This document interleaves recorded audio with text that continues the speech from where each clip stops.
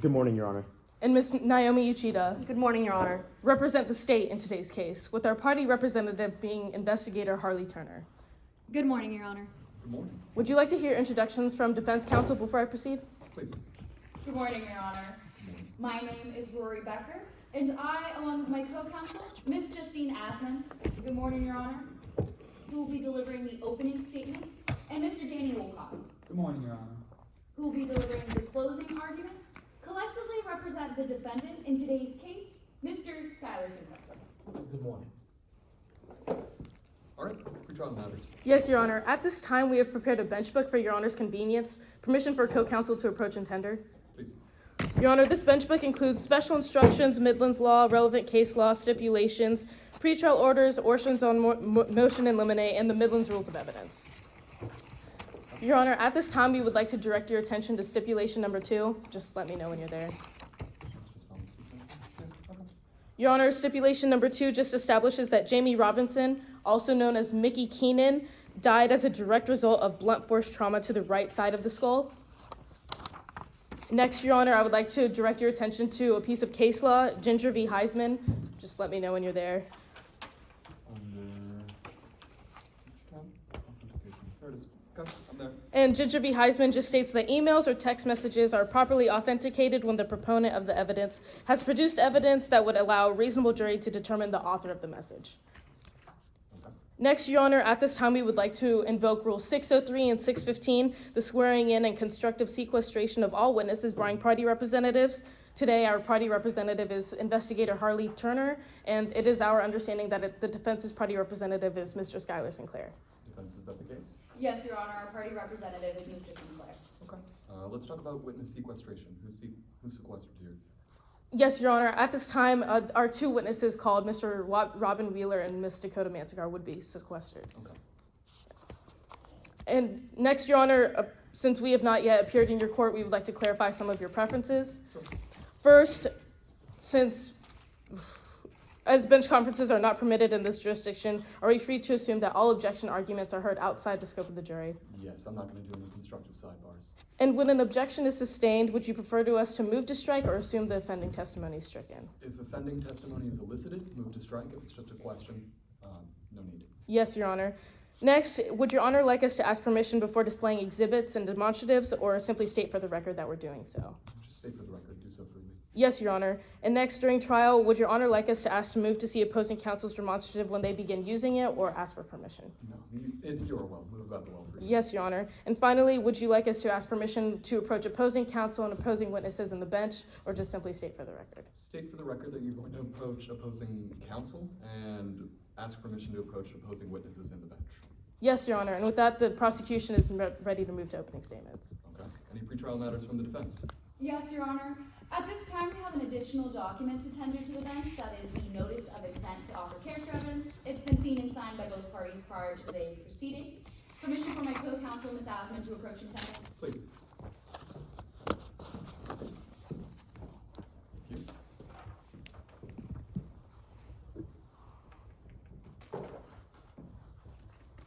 And with that, Your Honor, the defense is ready to proceed into opening statements. Excellent. Opening from the plaintiff. Permission to proceed, Your Honor. Yes.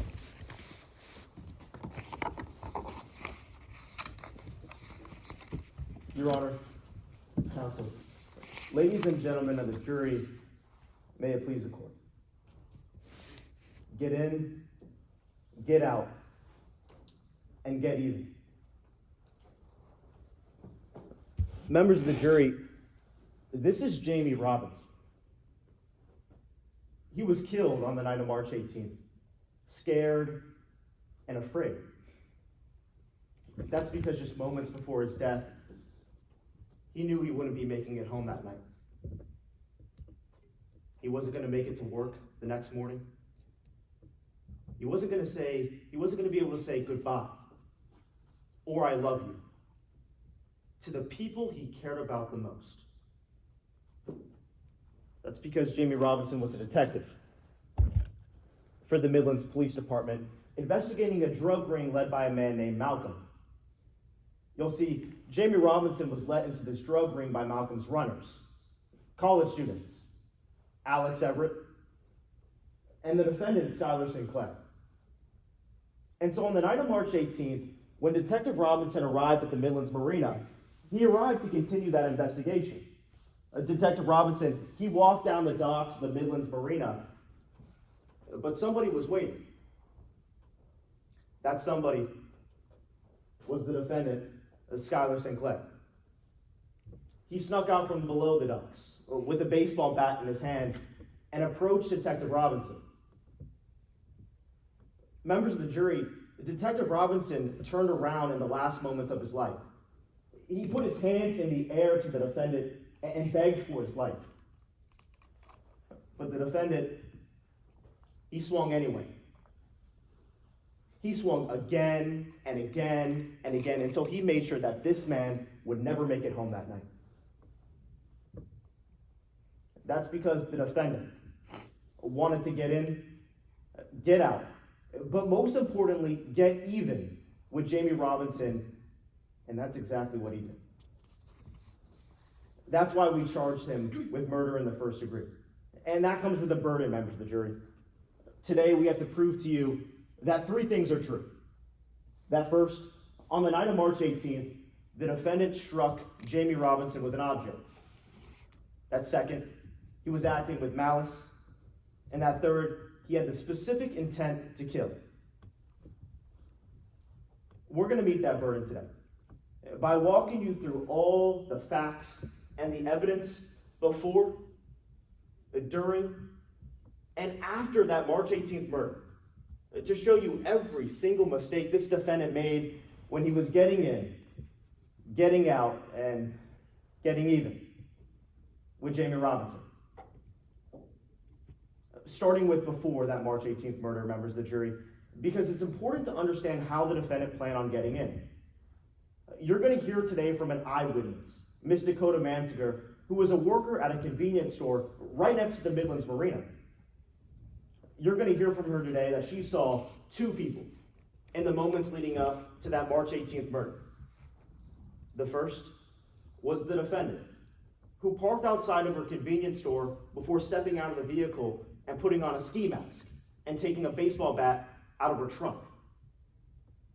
That second person, that was Jamie Robinson. He arrived at the gas station after the defendant had already left. You're going to learn today that the defendant took the same path down to the Midlands Marina that this man took just minutes after. And so that brings us to what happened during that March 18th murder. Because we want to walk you through every single mistake the defendant made when he was getting out. You're going to hear today from investigator Harley Turner, who was in charge of interviewing and investigating an eyewitness to the murder. You're going to learn today from her that key pieces of evidence, like the defendant's murder weapon, the defendant's ski mask, and the defendant's shoes, were all discarded after that crime, but found and traced back to him by the police. So that brings us to what happened after that March 18th murder. Because it's very important to understand how the defendant wanted to get even with Jamie. You're going to hear today from Jamie's husband, Robin Wheeler. You're going to learn from him today about the last moments he had with his husband. He'll tell you about how he dropped his husband off at the Midlands Marina, and just moments after, he received a text message on his phone. You're going to learn today that that text message was a warning. A warning that a news article had just been published exposing this man's undercover identity. That identity, the name Mickey Keenan. You're going to learn that that was the same name he was using to contact this defendant when he was undercover in that drug ring. And so when his cover was blown, the defendant was left with a choice, members of the jury. A choice to be killed by Malcolm for letting a cop into the organization, or to be the cop killer. Today, you're going to learn exactly what choice he decided to make. And so at the end of today's trial, when it's time to review the testimony, when it's time to look over the evidence we presented for you, we want you to focus on the moments before, during and after that March 18th murder, because it will lead you to every single mistake this defendant made when he was getting in, getting out, and getting even. We're going to ask you to find a just verdict. A verdict of guilty for murder. Thank you.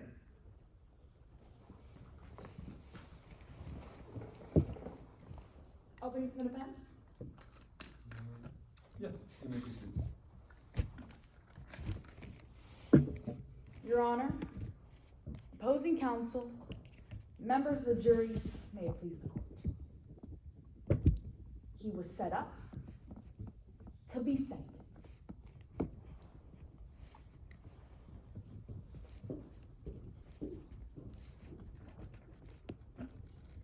Members of the jury, I want to introduce you to Mr. Schuyler Sinclair. He's a student at Midland State University.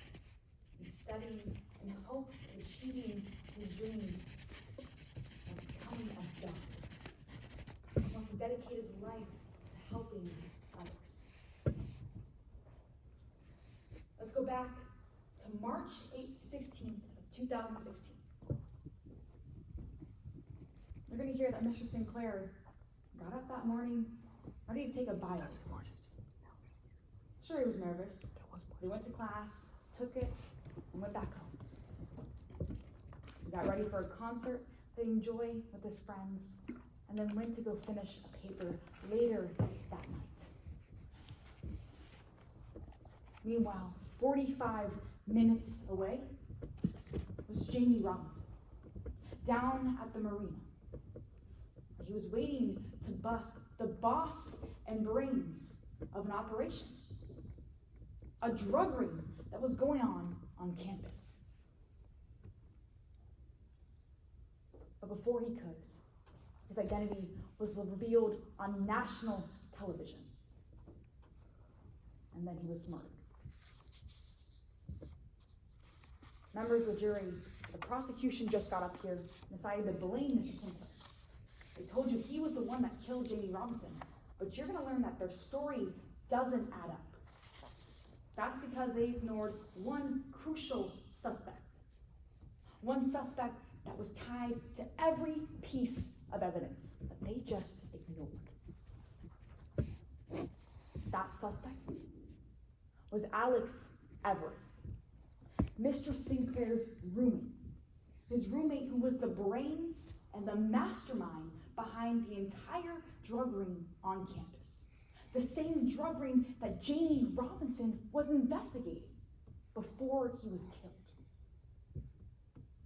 You're going to learn that Alex Everett made Mr. Sinclair a pawn in all of his schemes, because he set him up to be sentenced. Members of the jury, when the prosecution walked through those doors and decided to point the finger at Mr. Sinclair, they took on a burden. A burden to prove beyond any and all reasonable doubt the highest legal burden in our justice system, that Mr. Sinclair was guilty. They have to prove not only that he killed Mr. Robinson, but that he did it with malicious intent. They have 3 elements to prove, and 3 questions. Did Mr. Sinclair have the means, the motive, and the opportunity to kill Mr. Robinson? You're going to learn how he did. They won't be able to meet that burden because the real person that was going to get even, that had the motive, the means, the opportunity to kill Mr. Robinson, that was Alex Everett, the mastermind who set Mr. Sinclair up to be sentenced. You'll hear about the lack of means, motive, and opportunity from 3 witnesses that we'll call today. We'll call to stand Dr. Quinn Caulfield, an expert in psychology. She'll walk you through her investigation into the police's identification and the eyewitnesses. She'll tell you about memory contamination and about the eyewitnesses that have an unreliable memory of the night. You also hear from Mr. Sinclair himself. He'll tell you where he was that night. He was nowhere near the marina, nowhere near Jamie Robinson. But you also learn he had no reason to kill him. He was friends. He liked Mr. Robinson. He would never lay a finger on him. And you also hear from Sam Fisher. She's an eyewitness to the scene of the crime. She'll tell you that it was foggy that night, that it was dark, and that the killer was wearing a mask.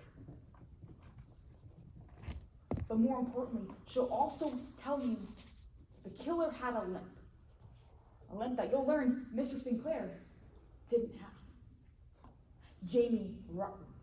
Alex Everett did. Members of the jury, Mr. Sinclair, he didn't do it. He's innocent. He was set up to be sentenced.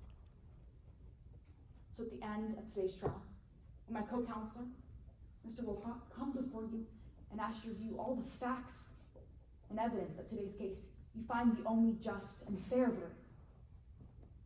Find Skylar Sinclair not guilty. Thank you.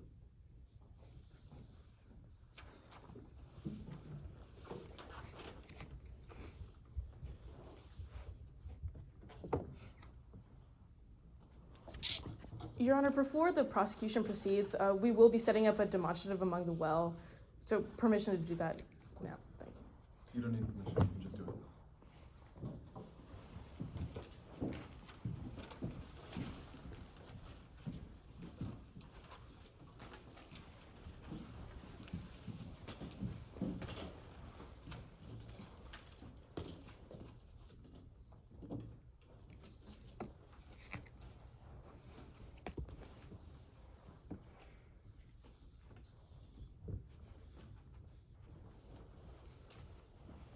State, call your first witness. Yes, Your Honor. At this time, the state calls Mr. Robin Wheeler to the stand.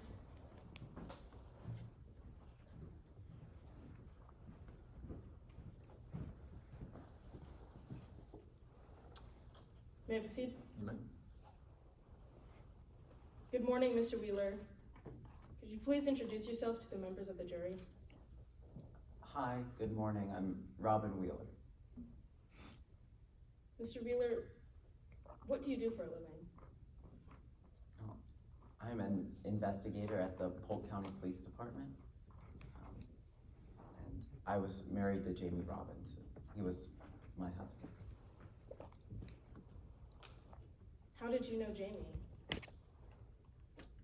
Well, Jamie was a detective at the Midland State Police Department, and we actually met volunteering on a case together.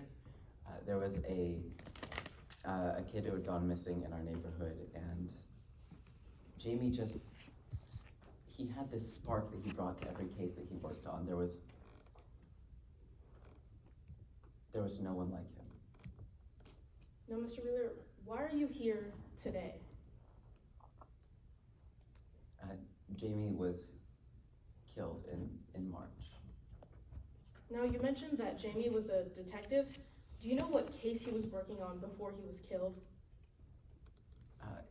Yes, Jamie was investigating a local drug organization who had been selling drugs to local college students. He was undercover at Midland State University. Do you know why Jamie had to go undercover for this investigation?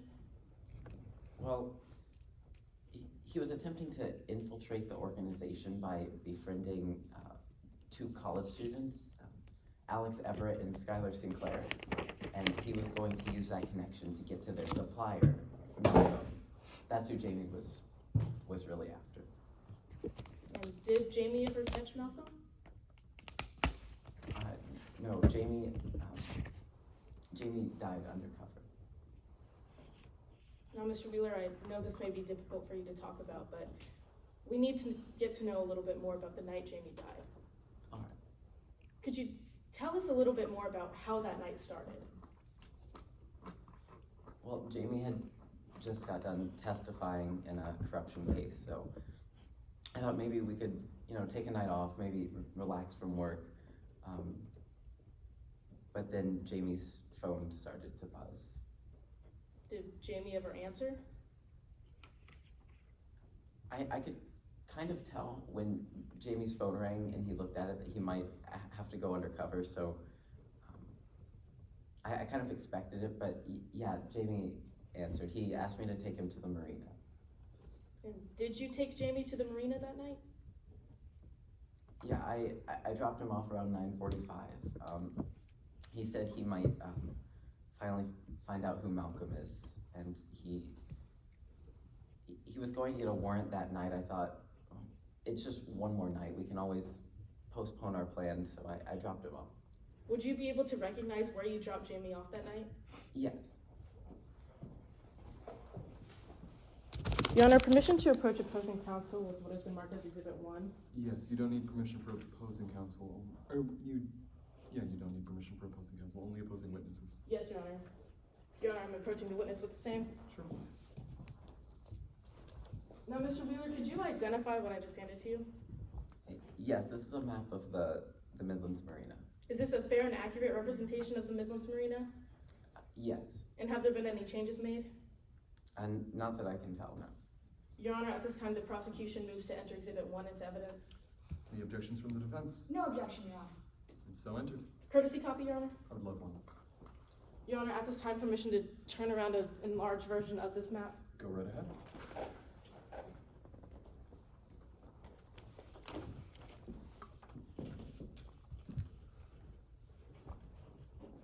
Now, Mr. Wheeler, could you point out where exactly you dropped Jamie off that night? I dropped Jamie off in the parking lot of the convenience store, next to the E on the map. And did you notice anything when you dropped Jamie off? Well, I noticed this silver Honda in the parking lot with a Midland State University license plate, but I didn't think anything of it at the time. I was just dropping my husband off. So what did you do after you dropped Jamie off that night? Well, I had rolled down the window and said bye. I told him I loved him. He had told me not to wait around, so I just figured I'd go home and wait for him. And that was the last time I saw my husband. What did you do once you got home? Well, it's a 45-minute drive about to our house, and when I got home, I had all these missed calls from Jamie's coworkers. What were these calls about? Apparently, some reporter from the corruption case figured out Jamie's undercover identity and decided it would be a great idea to leak it in a report to the entire world, including the criminals that he was investigating at the marina. Did you try to warn Jamie about this report? Yeah, immediately. I called Jamie. I didn't want to go back to the marina because the only thing worse than someone potentially knowing he was a cop was another cop trying to rescue him, so there was nothing I could have done. I just sat and waited for Jamie to text me back. And did Jamie ever text you back? No, I got a call from Sergeant Walsh later that night, and they had told me they found him by the marina, and that's how I found out. Now, Mr. Wheeler, is there anything that led you to believe that somebody could harm your husband? Yes, actually, Skylar Sinclair, one of the students that he was investigating. Now, Mr. Wheeler, why do you believe that Skylar Sinclair would want to harm your husband? Well, the silver Honda that I had saw in the parking lot after I dropped Jamie off, it belonged to Skylar Sinclair. Objection, Your Honor, to lack of foundation, if I may be heard. You may. Your Honor, no testimony has been elicited to state how this witness would know that car belonged to Mr. Sinclair, or that this would automatically mean Mr. Sinclair was at the marina that day. For them to go on and testify that his car was there and that meant that he would want to hurt Jamie Robinson, there's no foundation been laid and it's inadmissible at this point. Your Honor, may I be heard? You may. Your Honor, may I proffer as well? Sure. We will go on to lay that foundation that this witness had noticed multiple details, and as this witness has stated before, he is an investigator and went along to take those proper steps in properly identifying Mr. Skylar Sinclair. Okay, here's what I'm gonna do. I'm gonna ask you to lay that foundation now, so conditionally I'm gonna overrule. If you feel like the proper foundation hasn't been laid, please re-raise your objection. Yes, Yes, Your Your Honor. Honor. Okay. Now, Mr. Sinclair, or Mr. Wheeler, why did you think that Mr. Sinclair's car was present at the marina that night? Well, after I had found out that Jamie died, I remembered the silver Honda with the Midland State University license plate, and I didn't think it was weird at first, but I started to piece it together, and I ran the plates that night, and it belonged to Skylar Sinclair. Objection, Your Honor, to an improper opinion, if I may be heard. Sure. Your Honor, this witness is not being tendered as an expert before the court today, and for them to go on and testify to specialized knowledge, such as being able to run plates and identify who owned that vehicle, requires a specialized knowledge that they have laid no foundation for as to whether or not they have it and can apply it today in this case. May I be heard, Your Honor? Just to clarify, so your objection is to an improper opinion on a lay witness, not Yes, the lack Your of Honor. foundation? Okay, please. Your Honor, at this time, we're not eliciting that this witness conducted a special activity where only he needed special knowledge for. He was simply completing his job, something that he has rationalized knowledge for and simply does on a daily basis. This is what he does for a living, not a special knowledge that he needs special education for, just something that this witness would have personal knowledge about doing about. Yeah, given that he's a investigator, I'm gonna give him the leeway to run license plate numbers. Okay, overruled. Yes, Your Honor. Now, Mr. Wheeler, could you just clarify for the jury how exactly you knew that that car that night belonged to Mr. Skylar Sinclair? Well, I remembered the exact license plate, MSU boss. So I ran the plates and I found out that the car belonged to Skylar Sinclair, the same student that Jamie was investigating. Now, Mr. Wheeler, is there anything else that led you to believe that Skylar Sinclair would want to hurt your husband? Yes, an email that Skylar had sent my husband. Jamie wasn't worried about a lot, but it was enough to worry the both of us. Would you be able to recognize this email if I showed it to you? Yes.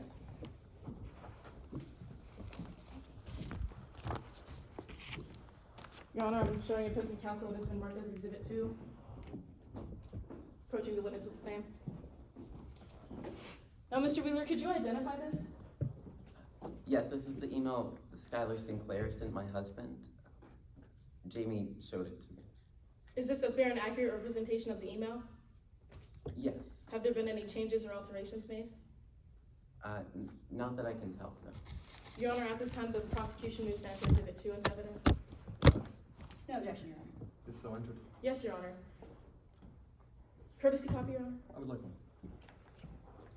Mr. Wheeler, can you read when this email was sent? March 12th, 2016. That was 6 days before Jamie died. Can you read who sent this email to Jamie? It was sent fromssinclair@midlandstate.edu. Mr. Wheeler, can you read the last paragraph of this email? You're our partner in this, and we know you'll do your fair share. If you go to the cops, it will be your last act on this earth. I personally guarantee it. Can you read who signed that email?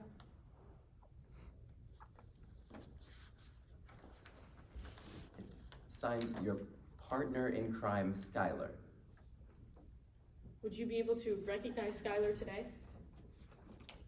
Yes, that's him.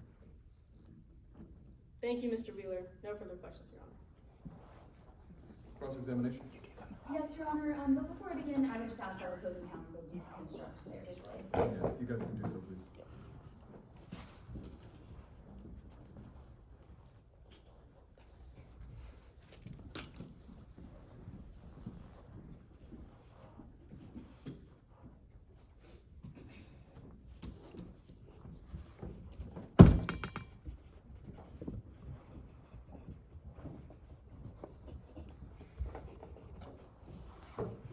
testify?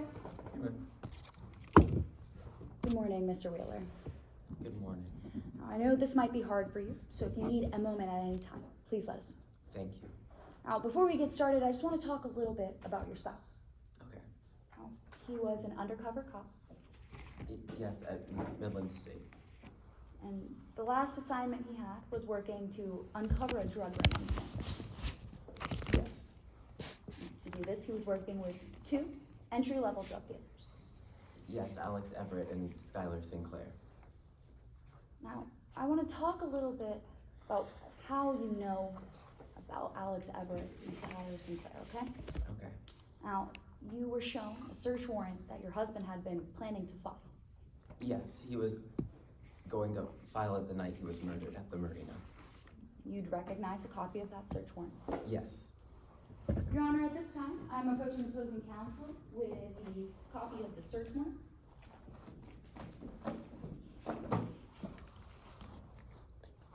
Permission to approach the witness? Would Your Honor like a copy?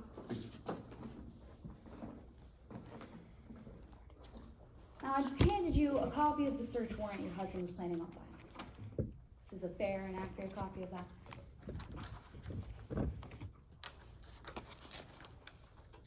Yes.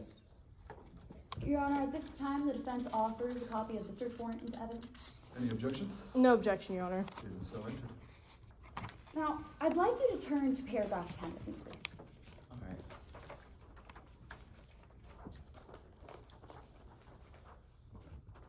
Now, in this paragraph, your husband writes that Alex Everett is the mastermind of the operation. Yes, that's correct. The mastermind of selling Adderall to college students. Alex Everett had been consistently more leery of your husband's role in that investigation. Yes, that's correct, but Alex Everett wasn't sending threatening emails to my husband. Well, we'll get there in a second, Mr. Wheeler. I just want to be clear. Your husband believed Alex Everett was more suspicious of him. Yes, that's correct. So then let's talk about that email. Now, you read this email. Yes, Jamie showed it to me as soon as he got it. We actually had to postpone our appointment with the adoption agency because he was scared someone was going to hurt us. I'm very sorry about that, but I want to talk about what you know about this email a little bit. Now, you and your husband believed this was out of character for Mr. Sinclair. Out of character, I suppose, but my husband knew Skylar Sinclair, and this was enough for him to be afraid. Let's be clear. You and your husband believed this was out of character for Mr. Sinclair because he never seemed dangerous. That's correct, but I trusted my husband. My husband it took a lot to rattle my husband, but he was looping around the block after this email man. To be clear, throughout the entirety of your husband's work on this case, even after that email, Mr. Sinclair didn't seem like the dangerous one. I guess not before the email, but afterwards he was concerned. Is it your testimony today that after the email, your husband believed that Mr. Sinclair was the mastermind of the operation? Not verbatim, I didn't mention the operation. I'm not intimately familiar with the investigation, but I mean, my husband was triple checking that our doors were locked at night. I want to be very clear. All I'm asking you about is whether or not this email seemed to be in alignment with Mr. Sinclair's behavior. No, not from what my husband had recently observed. No. Because it wasn't Mr. Sinclair that your husband was worried about. No, my husband was after Malcolm. And your husband was worried about Alex Everett. before this email, yes. To be clear once more for the members of the jury, that search warrant that we just went over was filed after that email was sent. Yes, that's correct, including all of the evidence that was collected before the email was sent. So, after the email was sent, your husband wrote a search warrant talking about Alex Everett being the mastermind. Yes, that's correct. Because it was Alex Everett that seemed dangerous. Yes, before the email. Let's be clear. The search warrant that we just read was written after that email was sent. Yes, ma'am. And after that email was sent, your husband believed that Alex Everett was the person to be afraid of. Yes, ma'am. Yes. Now, I'd also like to talk about what we know to be true. Now, you went to the marina that day, Yes. and you told us on direct examination that you saw Skylar Sinclair's car by the marina. Yes. Now, you know this because you ran those plates. But you are not a part of the prosecution's murder investigation. No, I provided all the information I had, but I'm not a part of the investigation. So that was a part of your personal findings. Yes, not any professional findings. Even when you saw Mr. Sinclair's car at the marina, you didn't see Mr. Sinclair. No, You didn't see who was driving that car. no, there was no one in the car at the time. You didn't see who was in the convenience store. No, You can't even tell us if Mr. Sinclair can drive that car. no, I can't. So you certainly can't tell us Mr. Sinclair was ever at the marina the day of the murder. No, I guess not definitively. Thank you. Your Honor, at this time, I have no further questions. Permission to approach the witness to retrieve the documents. Permission to publish to the jury. Yes.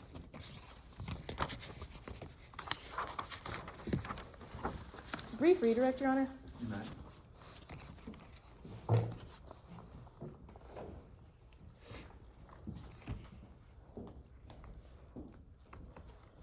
May I proceed? You may.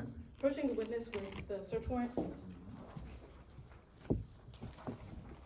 Now, Mr. Mueller, could you take a look at paragraph 3 for me? And who's referencing the first line of this paragraph? Skylar Sinclair. And could you take a look at paragraph 4? Yes. Objection, Your Honor, to misleading, if I may be heard. Please, explain. Your Honor, opposing counsel just asked this witness who is mentioned in this paragraph, paragraph 3, and the witness responded only Skylar Sinclair, but if you can take a look at the exhibit, you'll see that Skylar Sinclair and Alex Everett are listed in the exact same sentence. May I be heard, Your Honor? Yes, please explain this. Yes, Your Honor. Well, the witness answered my question, and also this goes rather towards weight rather than admissibility. I'm sorry, what's the probative value that's being established by having this witness read aloud one name out of the two? The probative value states that Skylar Sinclair is the main concern in this investigation. Defense, how is this outweighed by any prejudicial effect? Your Honor, opposing counsel just stated that the probative value of this is that Skylar Sinclair is the main person to be worried about. However, you can see for yourself in the exhibit that it does not put Skylar Sinclair or Alex Everett above one or the other in this paragraph. For opposing counsel to elicit this testimony and present it this way is misleading to the members of the jury. Final word? Yes, Your Honor.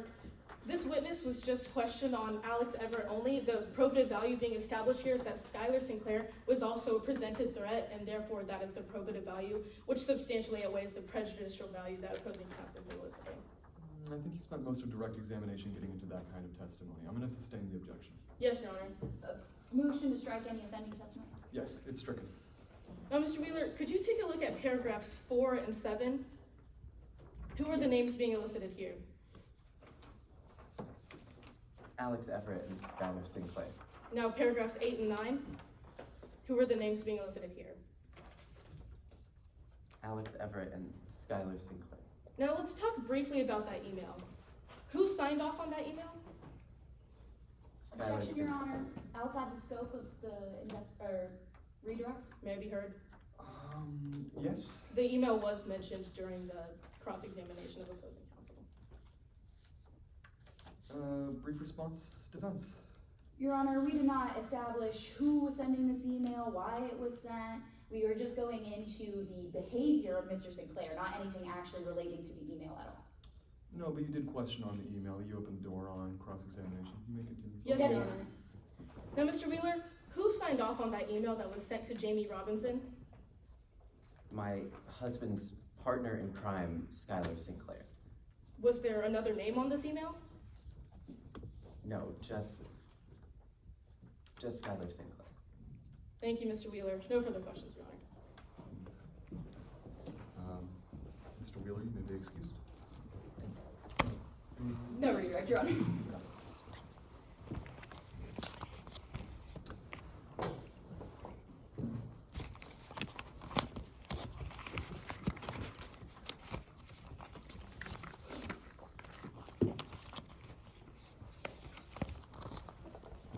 Your Honor, can I just set up the well before we call our next witness? Please.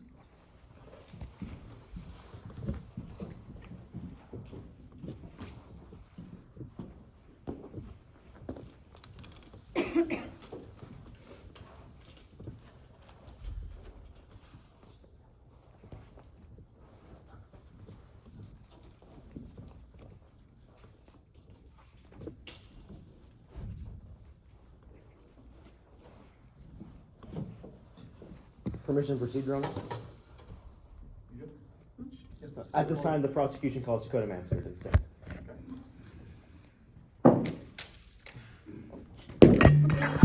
Trouble in paradise.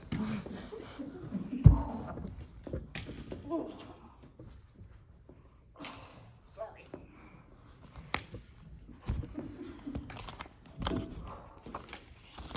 You need any help with that? That's all right, ma'am. You can just take your seat, all right? Okay, okay.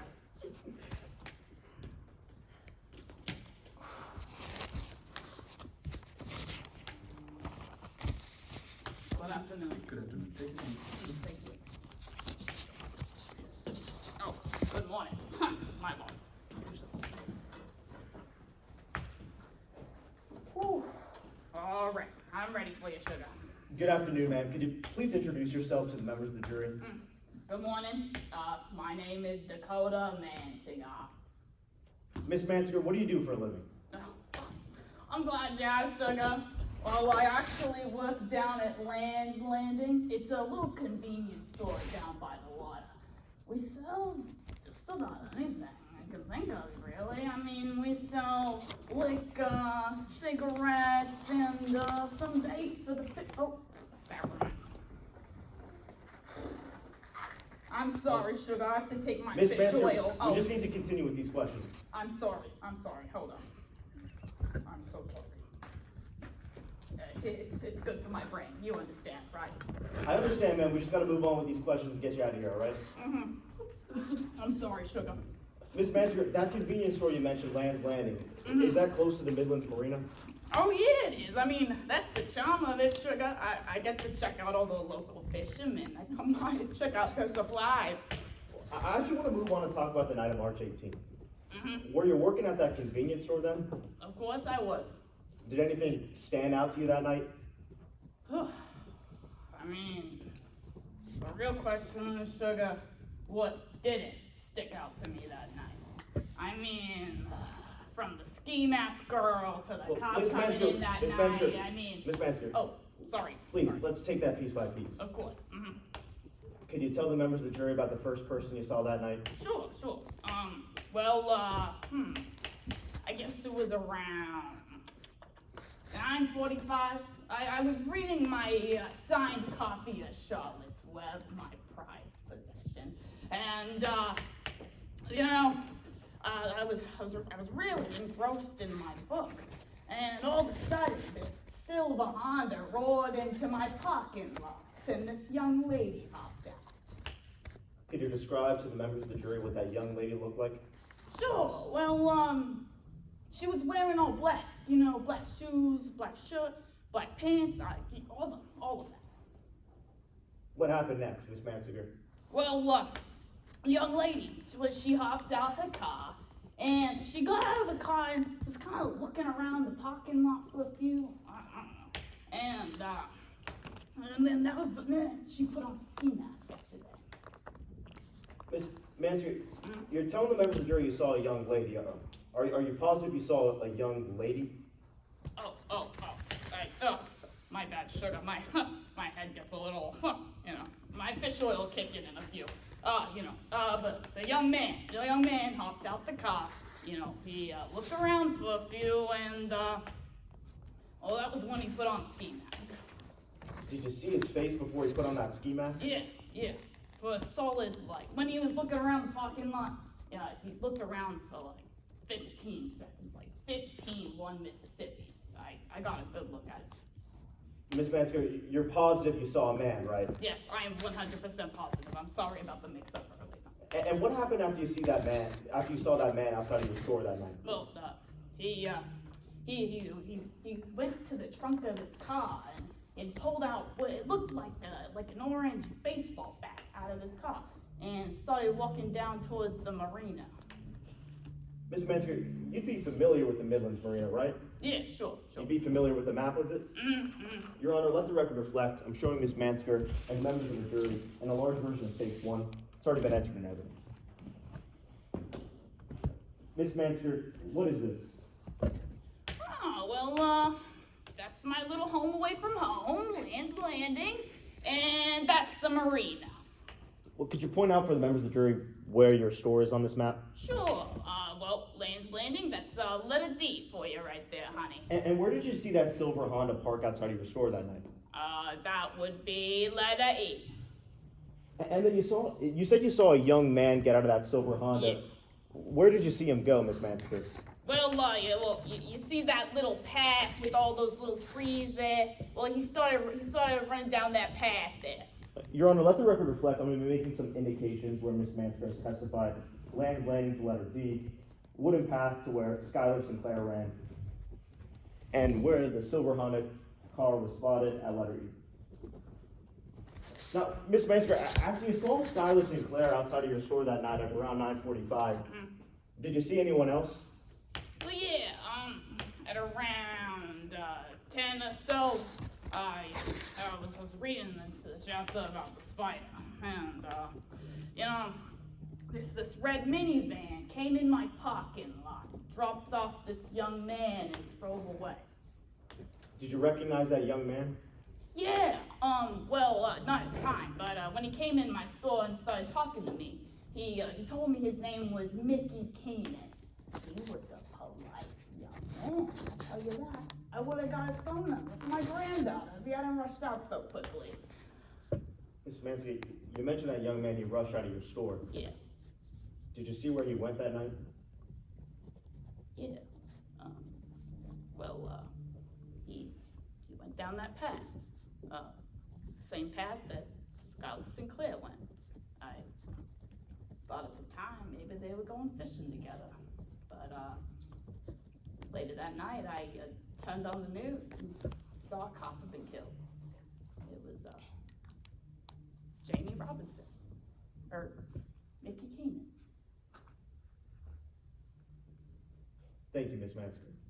Your Honor, we have nothing further. I just ask if opposing counsel would like me to keep this up during their cross-examination. You can deconstruct.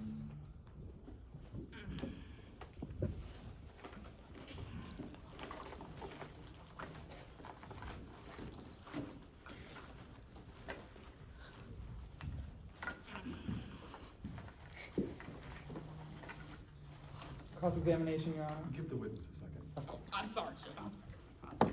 Take your time, Ms. Manson. Well, do you want a peppermint? I'm all right, thank you. Oh, okay. You want a peppermint? No. Okay. Sounds good. Cross-examination.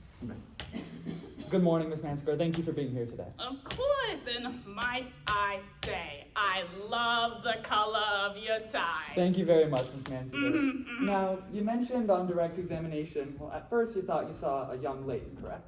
Oh, no. Young man, I'm sorry, honey. Like I said, fish oil hadn't kicked in yet for me. Right, so you're not exactly sure what you saw, is that right? No, I'm very sure, honey. It was Skylar Sinclair. Well, you claim it was Skylar Sinclair, but I want to be very clear about something. Sure.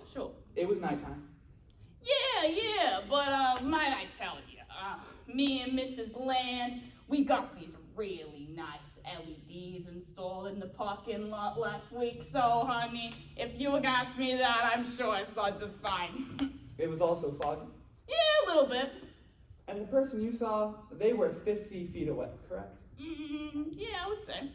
I want to make something very clear for the members of the jury. Sure. Permission for my co-counsel to approach the witness and assist in the use of a visual aid.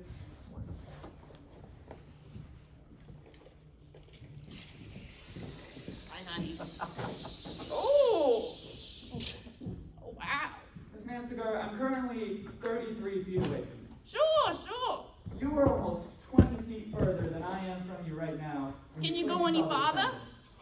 I can't go any farther Okay. as far as the tape measure goes, Mrs. Mansigar, but you are 20 feet farther than I am right now, correct? Yeah, sugar.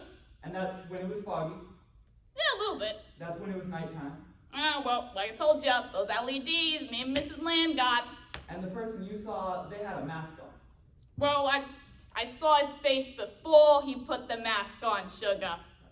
You were pretty sure that you'd be able to see this person and identify them immediately, correct? Oh yeah, I did identify him at the station. Right, when you identify them on the station, even though you thought you would be able to identify them immediately, it took you 5 minutes to point out his picture. Well, yeah, I wanted to be sure, And even after you pointed out his picture, you weren't 100% sure. Well, I have this tendency to doubt myself, But I wanted to be sure, and I am very sure that is for Skylar Sinclair. But you're still at least 20% unsure, is that right? Yeah, I wouldn't say 100%. And you don't have any security footage from that night? No, dear Mrs. Bland, God bless her soul. I tried to tell her how to figure out those surveillance tapes, but she deleted them on accident. That's right, those security tapes, they got deleted. Yeah, she's 96. What can you do? So all we have to go off of is your word today, correct? Yeah, sugar. Thank you very much, Ms. Mansigar. I have no further questions. Any redirect? No redirect, Your Honor. We just ask that Ms. Mansker be excused. She may be excused. Oh, thank you, sugar. Goodbye, everybody.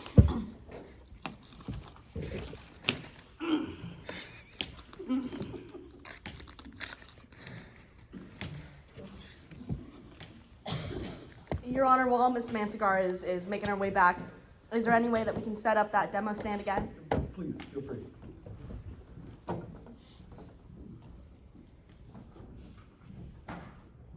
Thank you.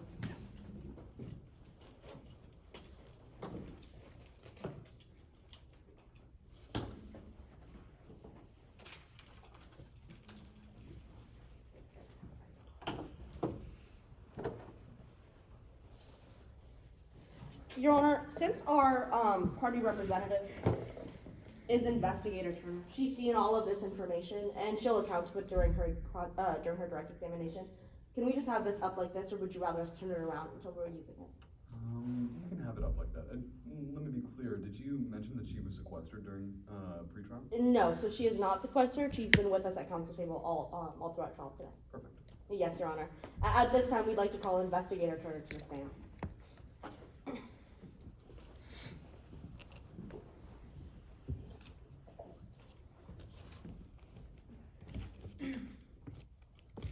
Good morning, ma'am. Good morning. Could you introduce yourself to the members of the jury? Of course. My name is Harley Turner. What do you do for a living, Miss Turner? I'm an investigator here in the Midlands. I'm also an amateur magician for my kids. Miss Turner, what exactly does that mean? I look for the truth for both of my jobs. See, I work with the local cops to find evidence. But sometimes the evidence is hidden from us. And sometimes the evidence is right under our noses. So using this evidence, I'm able to come to my conclusions about the cases that I'm solving. Investigator, you just mentioned that you come to conclusions for crimes just like this one. Do you have any educational background or any kind of perspective that might have been able to get you those conclusions? Yes, ma'am, I do. I got my bachelor's degree from Midlands Tech in criminal justice, and then I went to the Midlands Law Enforcement Academy for my police training. I worked my way up from sheriff to head investigator of major crimes. And now to form those conclusions we were just talking about, did you use any method? Yes, ma'am, I did. I used the gold standard in investigation, the sesame analysis. What does exactly the gold standard mean? It has less than a 1% error rate. It's peer reviewed. The technique itself was actually developed in the 70s and then revamped about 15 years ago, where we've used it in the station since then. Detective, I'm not an investigator and not someone familiar with the investigation scene. So could you tell the members of the jury exactly what it means to have a sesame analysis method? Of course.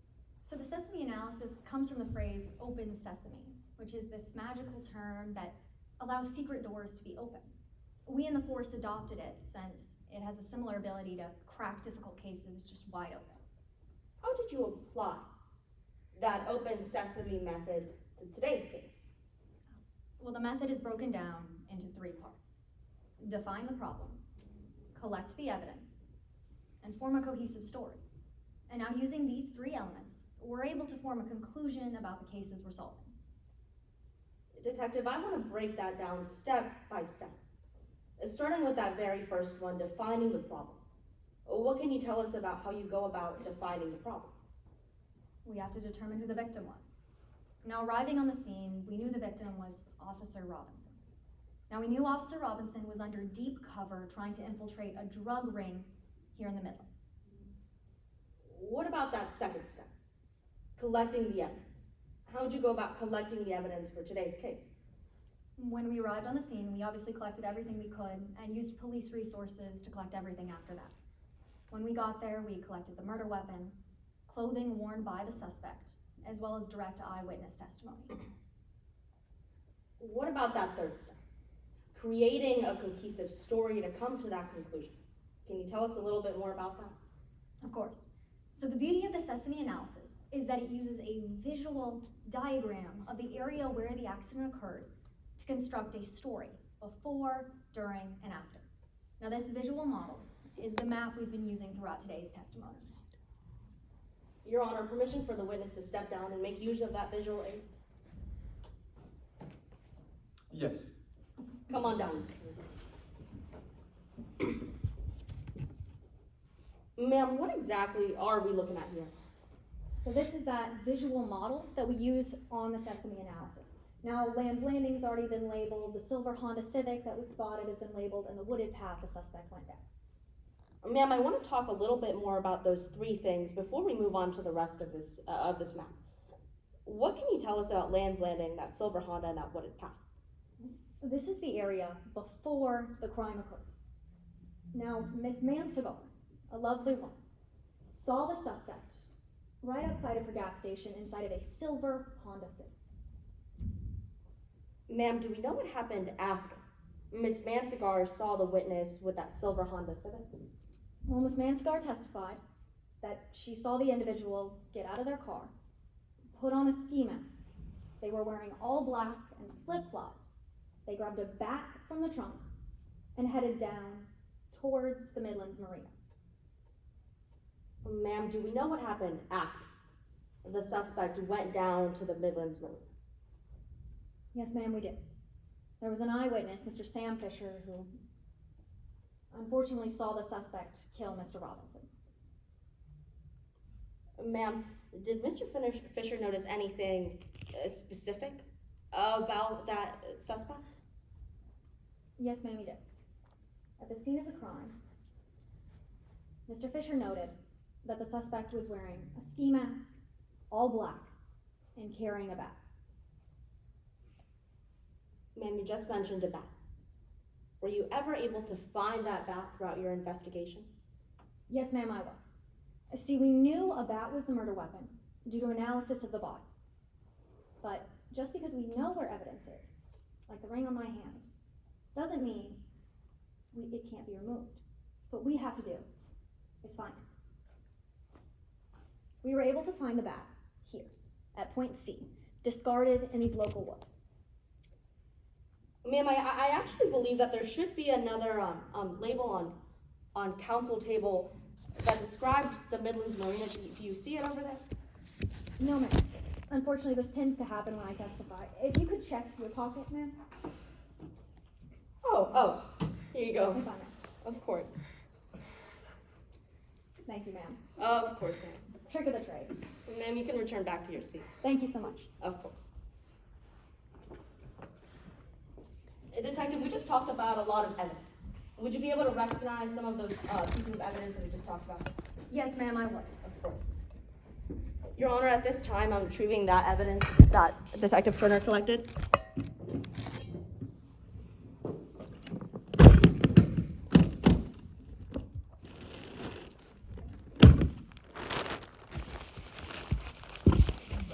Your Honor, I'm approaching opposing counsel with that witness, with that evidence.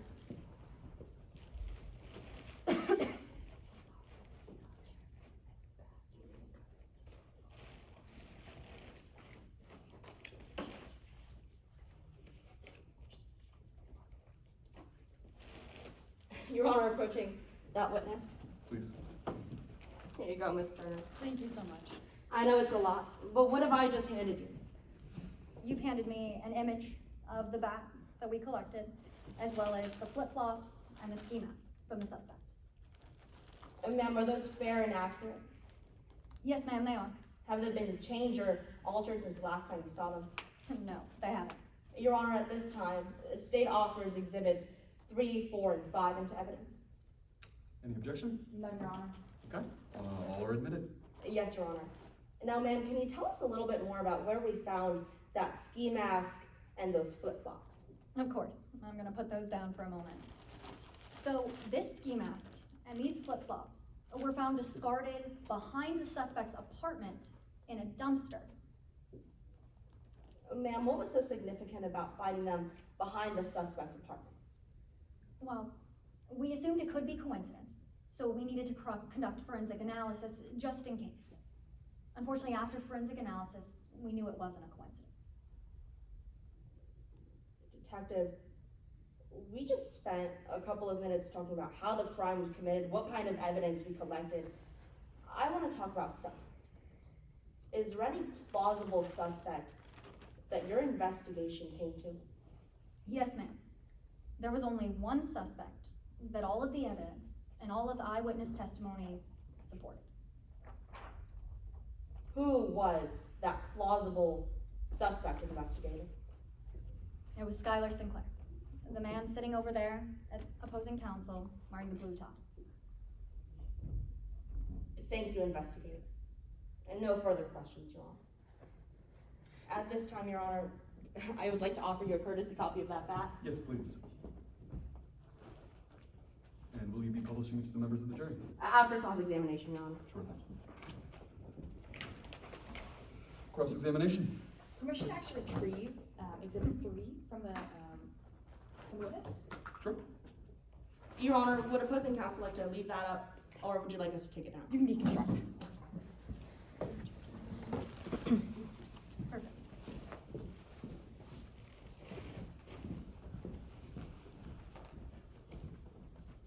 May I inquire? You may. Good morning, Ms. Turner. Good morning. I'd like to talk to you a little bit about your investigation in today's case. Perfect. All right, let's start with the eyewitnesses you talked a lot about. All right. You mentioned earlier that Sam Fisher and Dakota Mansainer, they were both eyewitnesses. Yes, ma'am, they were. But to clarify for the members of the jury, they both had an obstructive view of the killer. If by obstructed view you mean that it was dark and a bit foggy, yes. That's right. It was dark, Yes, ma'am, that's correct. it was foggy, Yes, ma'am. and the killer had a black ski mask on. Yes, ma'am. However, we gave them, Miss Manscar was able to see the suspect without that mask on prior to the accident occurring. Well, she had her head down, She said that she looked up after reading her book.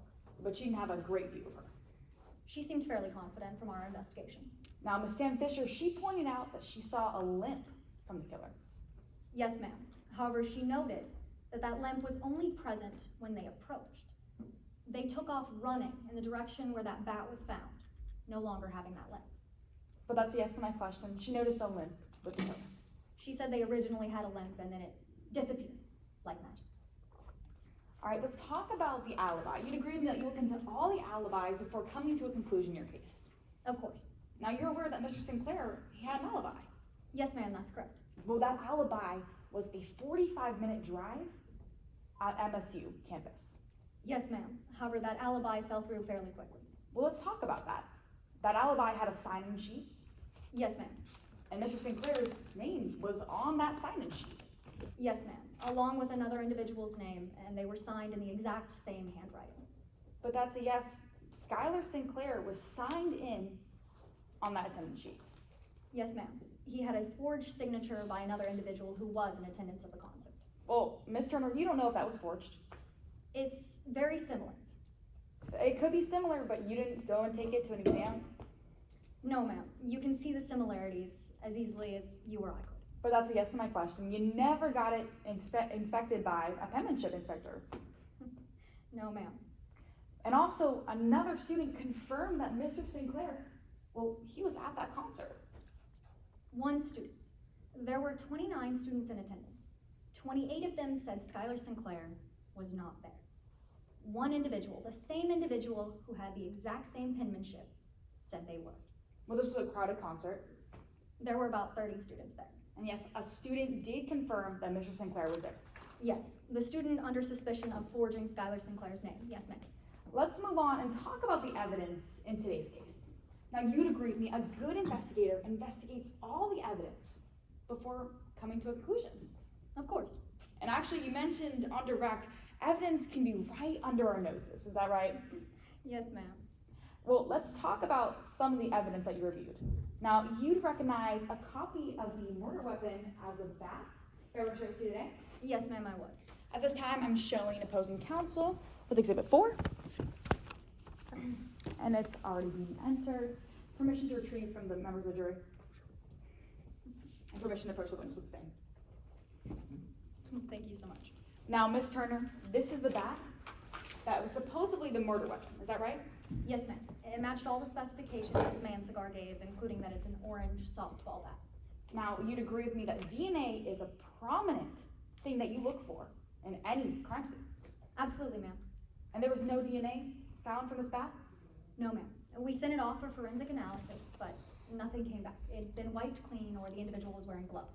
That's right, there was no fingerprints, No, ma'am. no trace back to Mr. Sinclair. No, ma'am. It's fairly common for individuals to wear gloves, completely avoiding any kind of contamination on the murder weapon. We did find blood on it, though.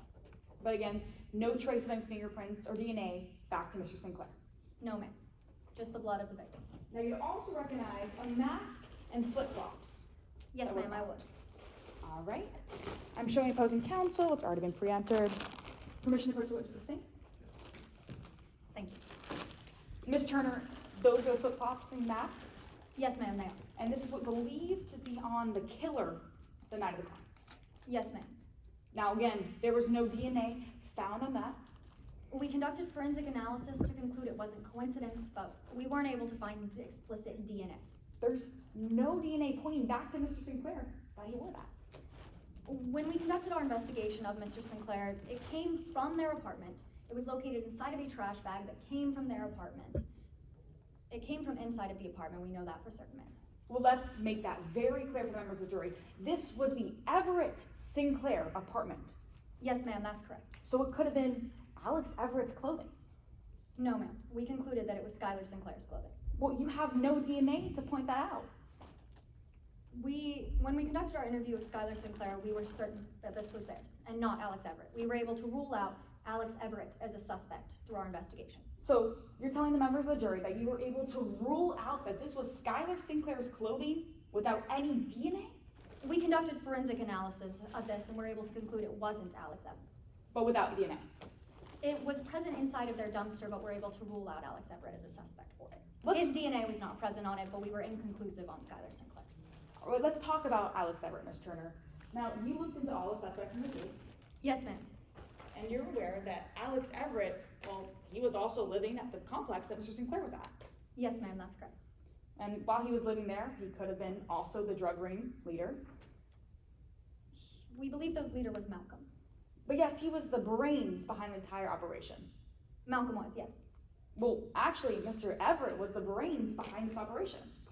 Not particularly. He kind of was the leader over Skylar Sinclair, if that's what you're asking. Well, you recognize the search warrant I showed you today. Yes, ma'am, I would. At this time, I'm showing what's already been entered as a search warrant. Permission to pursue witness thing. Yes. Thank you so much. Ms. Turner, if you flip to paragraph 10 for me. And through there, it says actually in big letters, Alex Everett was the mastermind for this drug ring. Is that right? No, ma'am. It says he handled a significant majority of the drug transactions. These drug transactions are what he was the mastermind of. Earlier in this, it states that he worked underneath Malcolm. Well, it actually says in there that Alex Everett was the mastermind. Is that a yes? He's the mastermind of the drug transactions. Yes, ma'am. So that's a yes to my question. Alex Everett was the mastermind. Yes, ma'am. And you never even called Alex Everett for investigation? We did try to contact him on multiple occasions, but we never received any response, though he did have an airtight alibi. But that's not my question, Ms. Turner. You never contacted Alex Everett? We attempted to multiple times. You never did a follow-up to see what he was doing in person? We did attempt multiple follow-ups. So you never talked to him? No, I was unable to talk to him, but he had an alibi for the night of the murder. And he was another suspect in today's case? Yes, ma'am, he was. Thank you. I have no further questions at this time. Just permission to retrieve all the evidence and publish to the jury. Yes.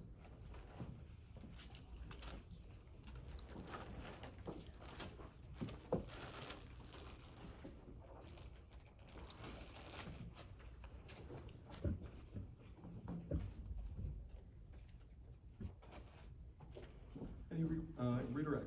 Your Honor, I want to inquire as to how much time I have left for redirect, if any at all. I believe we're out of time. Okay, perfect. That's what I figured. Okay. Your Honor, at this time, we'd like to ask Ms. Turner to step down. Sure. Oh. Witness may be excused. Any further witnesses? No, Your Honor, no further witnesses at this time. The prosecution has closed its case in chief, and we'd be more than amenable to a 5-minute break if defense counsel is amenable to that. 5 minute works for everybody. Yes, Your Honor. 10:52 right now. I'll be back at 10:57. Okay.